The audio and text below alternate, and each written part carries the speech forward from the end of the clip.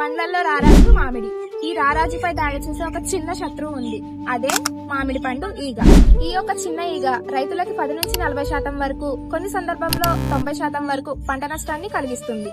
కాబట్టి ఈ ఈగ మామిడి పంటపై ఎలా దాడి చేస్తుంది, దాని లక్షణాలు ఏంటి, దాన్ని ఎలా నివారించాలో తెలుసుకుందాం. ముందుగా ఆడ ఈగ పండిన లేదా పక్వానికి వచ్చిన మామిడి పండుపై చిన్న రంధ్రం చేసి అందులో గుడ్లు పెడుతుంది.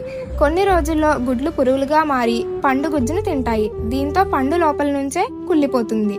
దీని లక్షణాలు గమనిస్తే పండు మీద సూది గుచ్చినట్లు చిన్న రంధ్రాలు, రంధ్రం దగ్గర జిగురు లేదా గమ్ లాంటి స్రవం మరియు నల్లటి లేదా గోధుమ రంగు మచ్చలు కనిపిస్తాయి.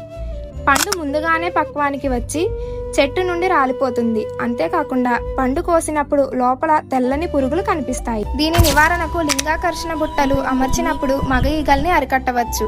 ఆడ ఈగల్ని అరికట్టడానికి తోటలో పులిసిన కల్లును ఏదైనా పురుగు మందును కలిపి పెడితే ఆడ ఈగల్ని కూడా అరికట్టవచ్చు. అంతేకాకుండా ఫ్రూట్ కవర్స్ కూడా ఉపయోగించవచ్చు. అప్పటికి వాటి ఉధృతి ఎక్కువగా ఉంటే లీటర్ నీటికి 2 మిల్లీలీటర్ చొప్పున మలథియన్ మందును బెల్లం ద్రవణంలో కలిపి పిచికారీ చేయాలి.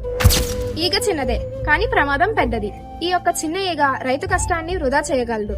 సరైన సమయంలో దీన్ని గుర్తించి నియంత్రణ చర్యలు తీసుకుంటే మామిడి పంటను నష్టాల బారిన పడకుండా కాపాడుకోవచ్చు.